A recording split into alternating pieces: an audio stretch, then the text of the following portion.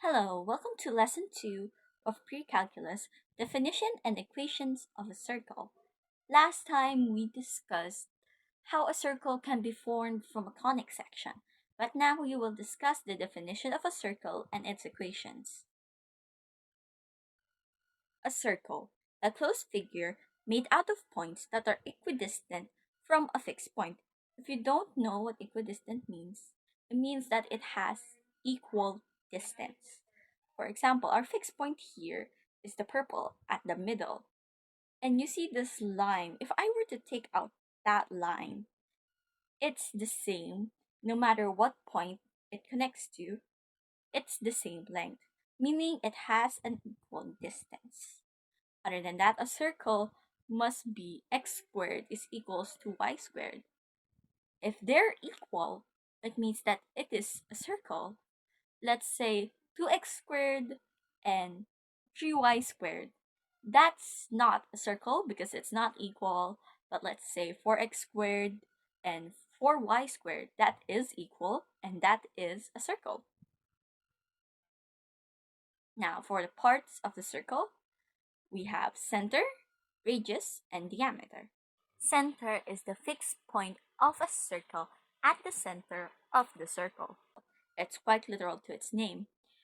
And what we use to represent the center is h, comma k, while radius is the constant distance from any point of the circle till the center. You could put that point that's lit downward right now would be anywhere around the circle, but it would still be the same distance. That's what we call equidistant, and that is a radius. Next, a diameter is a chord passing through the center. If you have a radius but need a diameter, you can add it by itself or multiply radius by 2 to get the diameter, as radius is a half of a diameter. And so vice versa, if you need a radius but don't have a radius, you can divide the diameter by 2 and you will get your radius. Now, I've mentioned that diameter is a chord, but what is a chord? A chord is a line segment connecting two points. All diameters are chords, but not all chords are diameters.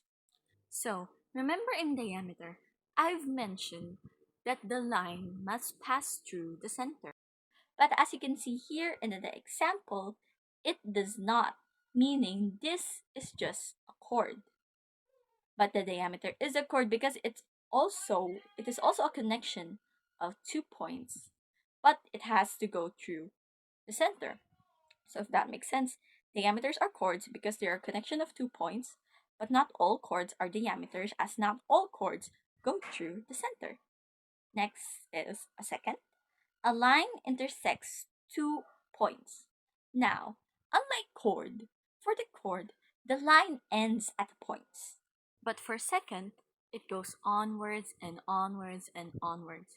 There is no end. Similar to tangent, but the main difference is that the tangent only touches the curve at one point, and it is always perpendicular to the center. Other than that, it's like the second that goes onwards and onwards and onwards. Next is the circumference. The circumference is the total perimeter of a circle, which has a formula of c equals 2 pi r. Now that we know the parts, let's go on with the formulas. There are two standard equations for a circle. For center, one for center at origin, and two is for center at anywhere else. You can also use the anywhere formula for the origin, but since it will have to be simplified, it will just result to the same one as you can see in the origin now. When writing the standard formula or standard equation, you don't have to write the given point. All you need to write is the center and radius. Now, if the center wasn't given, you could use the midpoint formula, but it has to be the endpoints of two diameters. Then you could use this. Now let's go on for examples. Example number 1. Center at origin with a radius of 5 units. So for our first example, we must graph the circle and have the standard form. Now we must remember if it says center at origin, that would be 0, comma 0.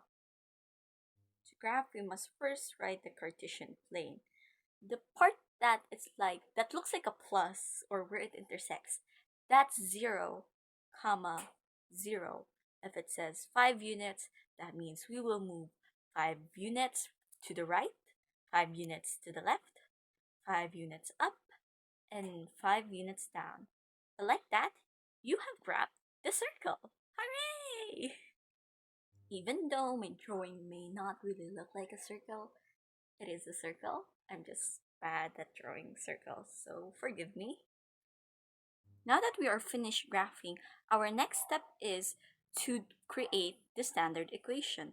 We will just copy x squared, then y squared, then our r, which is 5, but then we will also have to square it to simplify it. So our standard form will be x squared plus y squared equals 25. And this shall be our final answer. And that's all you need for this type of question, a graph and the standard equation. Example number 2. X squared plus y squared is equals to 9. If your example is already in standard form, what we need to get here is the radius and to graph it. Since it's already at the standard form for origin, we already know that origin is 0, comma 0. And then to get the radius, we have to get the square root of 9, which is 3. We then graph it. Like last time, the center would be at the origin, and since the radius is 3, we move upward 3 times, downward 3 times, to the right 3 times, and to the left 3 times, connect, and we have our circle. And that's all the answers you need for our examples on anywhere. Example 1, center is at negative 7, comma 2, while the radius is 4 units. If this is your given, like the origin at the center, you will also just find the same things. You need to graph it and the standard equation for it. First, we will have to graph, but now, this time, since it's not at origin, we will have to look at the signs. Negative 7, comma positive 2 means that it is on the second part of the Cartesian plane. If you don't know about the parts, a thing that I like to remember for myself so I don't forget either is that if it's on the right side, x is positive. If it's on the left side, x is negative. If it's upwards, y is positive. And if it's downwards, then y is negative. So if it's on the upper right, aka the first quadrant, that means x is positive and y is positive. If it's on the top left, aka the second quadrant, then it is negative x and positive y. If it's on the third quadrant, which is at the bottom left, then it's negative x and negative y. And if it's on the bottom right quadrant, then it's positive x and negative y. Since our given is negative 7, comma 2, that means it's on the second quadrant. So we count 7 from the middle or from the center to the left. Then we count 2 upwards. That will be our center. Now for radius, it's just like when, as if it's at the origin, you still count 4 counts upwards, downwards, left, right. It's still the same. Then we connect them all over again, and again, this creates a circle. The graph is finished. Now, since our standard equation is x minus h squared plus y minus k squared, we will have to multiply this by the center sign. So as you can see, x minus negative 7 will be equal to x plus 7, while y minus positive 2 will become y minus 2. So our standard form will be x plus 7 squared plus y minus 2 squared is equals to 16 because the squared of 4 is equals to 16. And that's our standard equation. And that's all you need. For example 2, we have x minus 3 squared plus y plus 1 squared is equals to 25.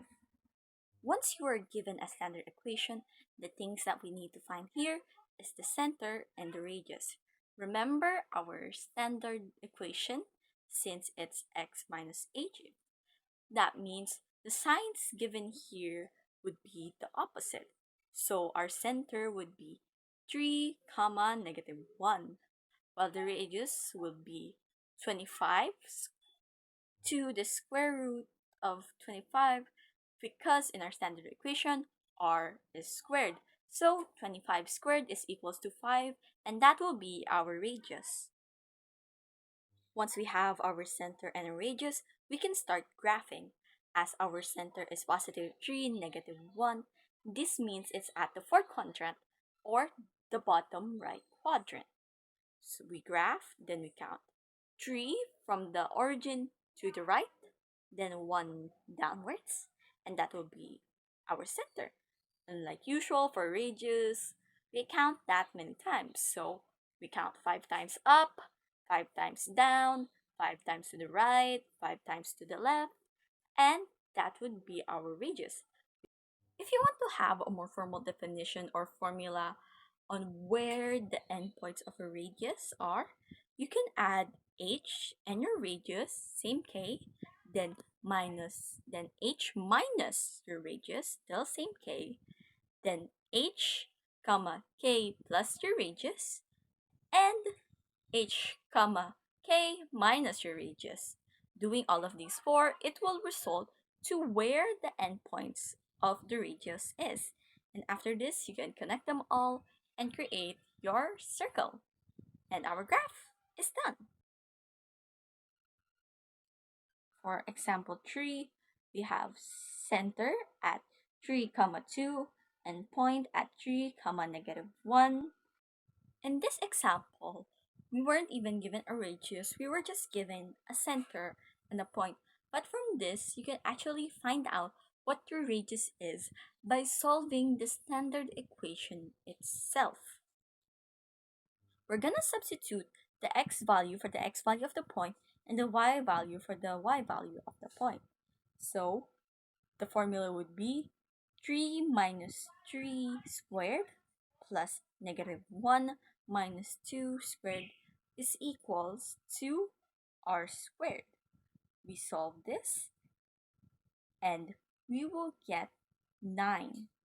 Then we will get the root word of 9, which is 3. And 3 will be our radius. Once we have this, we can start graphing.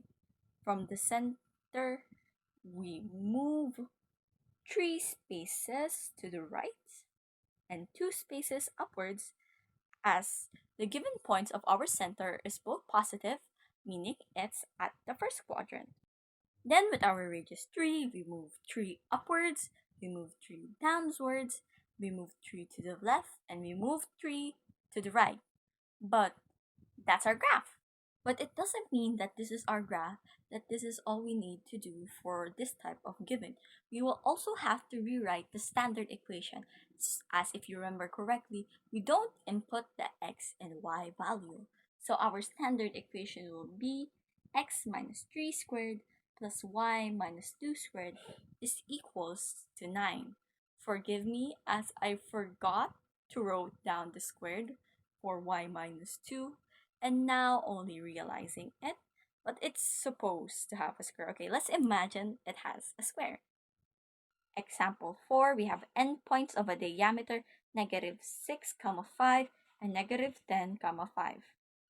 If you remember what I said earlier, if your given doesn't have a center but has two endpoints of a diameter, you can use the midpoint formula. We're gonna substitute x sub 2 plus x sub 1 over 2, then y sub 2 plus y sub 1 over 2. So that will be negative 10 plus negative 6 over 2, and 5 plus 5 divided by 2, which will create a center of negative x comma negative 5. Since our x is negative but our y is positive, this means we are at quadrant 2, which is the top left. If you remember what we did in our last example, we used a center and a point to calculate the radius, and we're going to do it again here. So it will be negative 6 plus 8 squared plus 5 minus 5 is equals to 4, which we then have to square root since it's r squared. So the square root of 4 is equals to 2. So our radius is 2. We then start graphing. From the origin, we move 8 times to the left, then 5 times upwards. That will be where our center is at. Then we move 2 upwards, 2 to the right, 2 to the left, 2 downwards, and we got our graph of a circle. But once that is done, we are still not done, because what we did earlier is still not a standard equation because we substituted x and y. So our standard equation will be x plus 8 squared plus y minus 5 squared is equals to 4. And now we are finally done. Next, we have standard to general form. Standard to general form is like just an expanded version of standard. But just in case, we also have formulas for this. C is equals to negative 2h. D is equals to negative 2 times k, while E is equals to h squared plus k squared minus r squared. For general form, k is equals to negative d over 2, h is equals to negative c over 2, while r is the square root of h squared plus k squared minus e. Let's have examples. For standard to general, example 1, x minus 9 squared plus y minus 8 squared is equals 36. For this one, we will use the formula given. Standard to general. Like I said, the first thing we're going to use is the formula given. So C is equals to negative 2h, D is equals to negative 2k, and E is equals to h squared plus k squared minus r squared. Let's substitute. Negative 2 times 9 is equals negative 18, that is our C. Then negative 2 times 8 is equals to negative 16, which will be our D. Then we substitute for E, so h squared, so 9 squared plus 8 squared minus 36. Simplify, 81 plus 64 minus 36 is equals to 109. This is our E. Once we have our C, D, and E, we will start to rewrite. X squared plus y squared, negative times positive is negative, so negative 18x, same thing, negative times positive is negative, so negative 16y plus 109 is equals to 0. That is our general form. Example 2. X plus 6 squared plus y plus 10 squared equals 4. For this one, we will use the FOIL method. Our given is x plus 6 squared plus y minus 10 squared. The center of this would be negative 6, comma, negative 10. So to do the FOIL method, we basically need to figure out, since the standard equation given is positive, that means there are only two options for FOIL.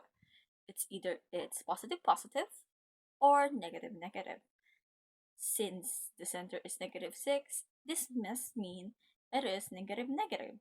So 6 minus x, opening close parenthesis, then the other 6 minus x. Then we FOIL. FOIL basically means first, inner, outer, last. So we multiply the first two terms which is equal to x squared. Then x times negative 6 is equals to negative 6x. Then x times negative 6 is also equals negative 6x. Then 6 times 6 is 36. We combine like terms, so then we will have x squared minus 12x plus 36. Now for y, we do the same. Since the k is negative, that must mean it's negative negative. So y minus 10, y minus 10. Same process, there's a shortcut version. y times y is 2. Then 10 times 2 is 20. Then we add a y.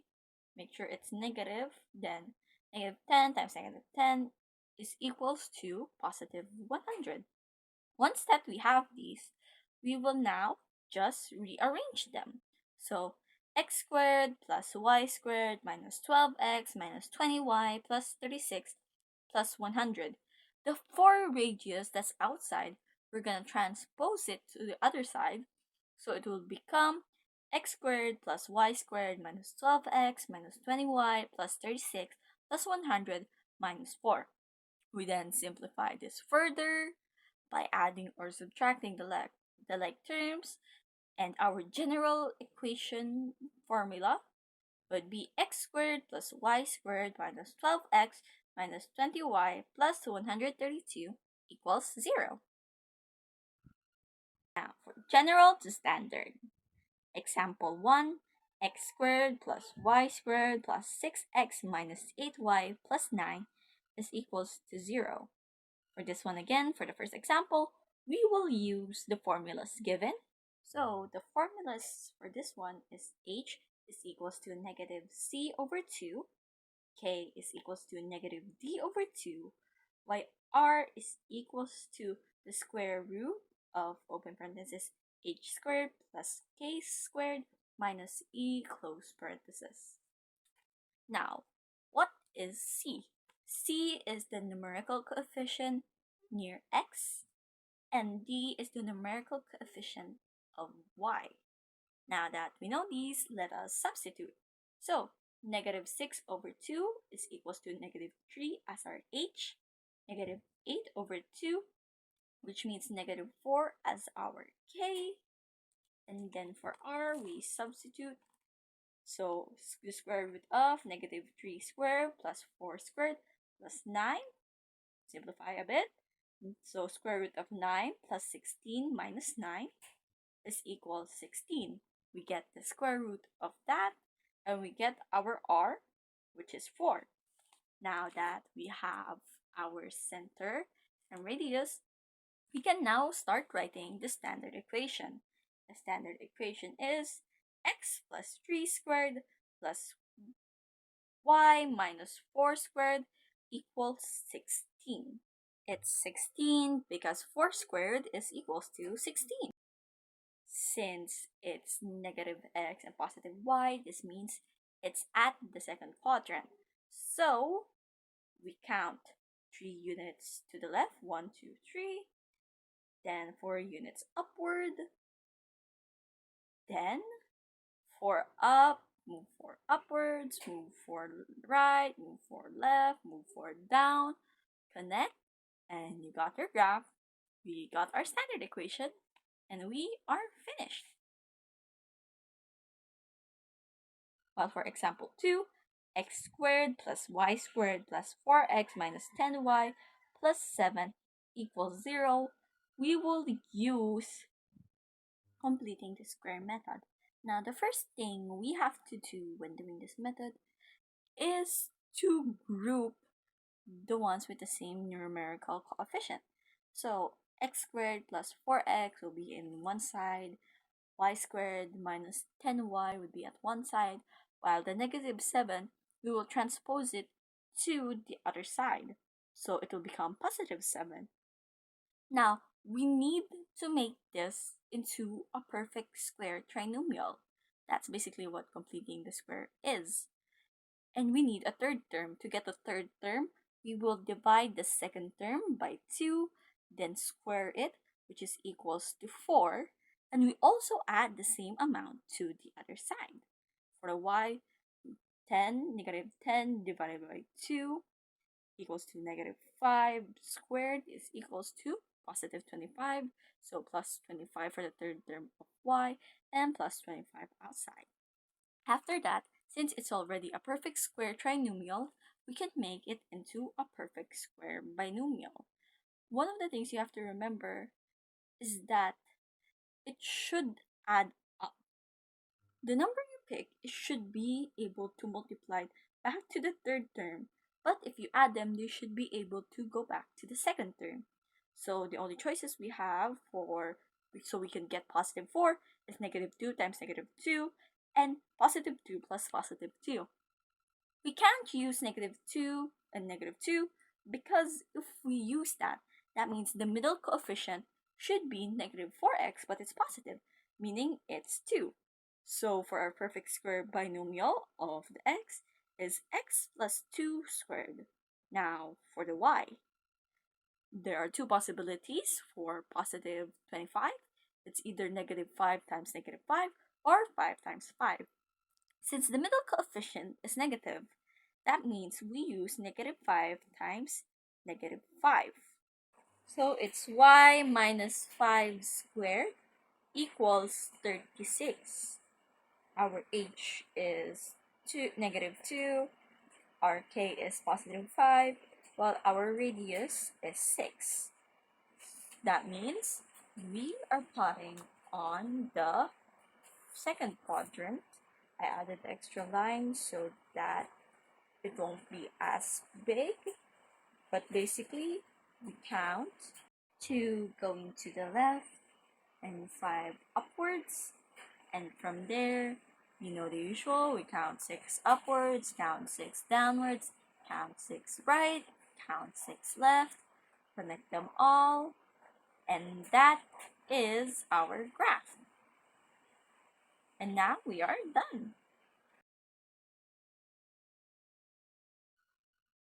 Now, what if x squared and y squared has a numerical coefficient? Now, remember, the numerical coefficient of x squared and y squared cannot be different. If x squared has a numerical coefficient, then y squared has a numerical coefficient.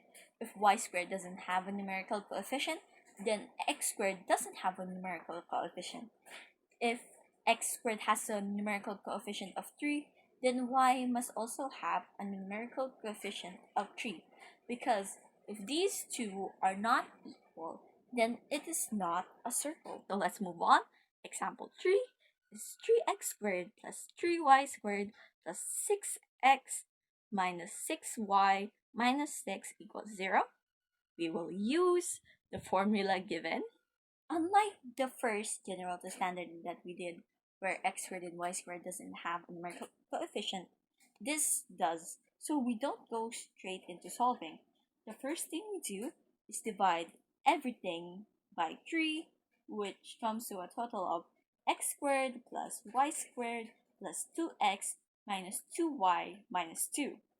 Now that it's all been divided, now we can use the formula. So, negative divided by negative 2 over 2 is equals to 1, that is our k. Negative 2 divided by 2 is equals to negative 1h. For r, the square root of negative 1 squared plus 1 squared plus 2, which is also to the square root of 4. Simplify further, that is 2, our r is 2. Now that we have our h, k, and r, we can write the standard equation, which is x plus 1 squared minus 1 squared is equals to 4. We then have to graph it. Since we know that our h is negative 1 and our k is positive 1, this means we are at the second quadrant. From the origin, we go 1 to the left and 1 upwards, that is our center, and then we're gonna go 2 up, 2 down, 2 left, 2 right, connect it all, and we have graphed our circle. Example 4 8x squared plus 8y squared plus 8x plus 64y plus 2 is equals to 0. For this one, we will use completing the square. It's like the same process as if x squared and y squared didn't have a numerical coefficient with them. You're just gonna separate x and y, but then you're gonna factor out 8, which basically means you divide what is inside by 8. So it will be outside and there will be a parenthesis. Inside the parenthesis, it would be 8x divided by 8 is equals to x squared plus 8x divided by 8 is equals to x plus a blank. As you know, completing the square means we're gonna make a perfect square trinomial so we can turn it into a perfect square binomial, which is also a standard equation. And we do the same thing for y. We move the 8 out, we factor the 8 out, so 8y divided by 8 is y squared. 64y divided by 8 is 8y plus again blank. And now we switch 2 to the other side, we transpose, so it will be negative 2. Now here's the big difference when completing a square without x squared and y squared numerical coefficient than without. So you know the process. The middle term will be divided by 2, then it's gonna be squared, which in our case would be 1 over 4. Before, we would usually add 1 over 4 straight to the other side, but this time, we must multiply it by 8 first, so that will become plus 2. And on the other side, 8 divided by 2 is 4, and 4 squared is equals to 16. We don't put it on the other side yet, we must first multiply by 8. 8 times 16 is 128. Then we add that to the other side. Once this is all finished, we divide everything by 8. And since 8 is outside, it basically cancels out. It all cancels out. Then we are left with a perfect square trinomial that we can make into a perfect square binomial, which is x plus 1 half squared plus y plus 4 squared is equals to 16. We then square the 16 so we can get the radius of 4, and now we can start graphing. Since our h and k are both in the negatives, that means they are in quadrant 3. We count 1.5 from the origin to the left, and we count 4 downwards, and then we count 4 upwards, downwards, sidewards, and to the left. Now, the thing that I discussed earlier about adding your radius to h or minusing it to h, then adding it to k, then minusing it into k is perfect for situations like this where it is a decimal.